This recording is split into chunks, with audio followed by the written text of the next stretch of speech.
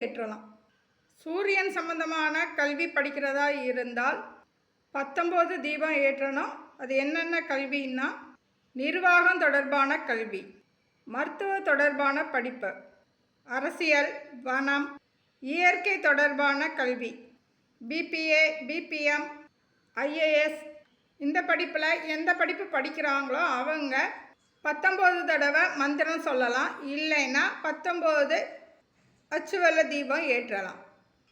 சந்திரன் சம்பந்தமான கல்வி கற்கிறவங்க தீபம் ஏற்றுறதா இருந்தாலும் சரி, மந்திரத்தை சொல்கிறதா இருந்தாலும் சரி, 11 தீபம் 11 தடவை மந்திரம் சொல்லணும். உணவு சம்பந்தமான படிப்பு, ஹோட்டல் மேனேஜ்மெண்ட், தோட்டக்கலை, பால் பொருட்கள் சம்பந்தப்பட்டது, மீன் வளம், நீர் வளம், கப்பல் படை, விளம்பரம், கவிதை எழுதுறதுக்கு இந்த படிப்பெல்லாம் படிக்கிறவங்க 11 தடவை மந்திரம் சொல்லலாம். இல்லைன்னா 11 தடவை தீபம் ஏற்றலாம். செவ்வாய் சம்பந்தமான படிப்பு படிக்கிறவங்க அவங்களுக்காண்டி அவங்க பெற்றோர்கள் தீபம் ஏற்றதா இருந்தாலும் சரி, மந்திரம் சொல்கிறதா இருந்தாலும் சரி 18 முறை சொல்லணும். 18 தீபம் ஏற்றலாம். அறுவை சிகிச்சை செய்யும் படிப்பு படிக்கிற